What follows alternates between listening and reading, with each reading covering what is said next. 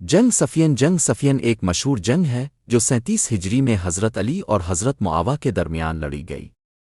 یہ جنگ صفین کے مقام پر ہوئی جو شام کے علاقے میں واقع ہے۔ حضرت علی نے حضرت عثمان کے قتل کے بعد خلیفہ بنایا گیا تھا، لیکن حضرت معاویہ نے ان کی خلافت کو تسلیم نہیں کیا۔ حضرت معاویہ نے حضرت عثمان کے قتل کا بدلہ لینے کے لیے حضرت علی کے خلاف جنگ کا اعلان کیا۔ جنگ صفین میں دونوں فریقین کے درمیان لڑائی ہوئی، لیکن کوئی فیصلہ کن نتیجہ نہیں نکلا۔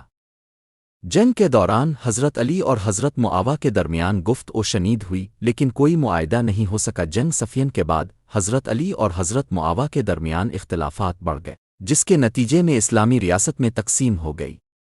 یہ جنگ اسلامی تاریخ میں ایک اہم واقعہ ہے جس نے اسلامی ریاست کی وحدت کو خطرے میں ڈال دیا۔ جنگ صفین کے اہم پہلو حضرت علی اور حضرت معاویہ کے درمیان لڑی گئی صفین کے مقام پر ہوئی کوئی فیصلہ کن نتیجہ نہیں نکلا، اسلامی ریاست میں تقسیم کا باعث بنی۔ جنگ صفین کی اہمیت جنگ صفین نے اسلامی ریاست کی وحدت کو خطرے میں ڈال دیا اور اسلامی تاریخ میں ایک نئے دور کا آغاز کیا۔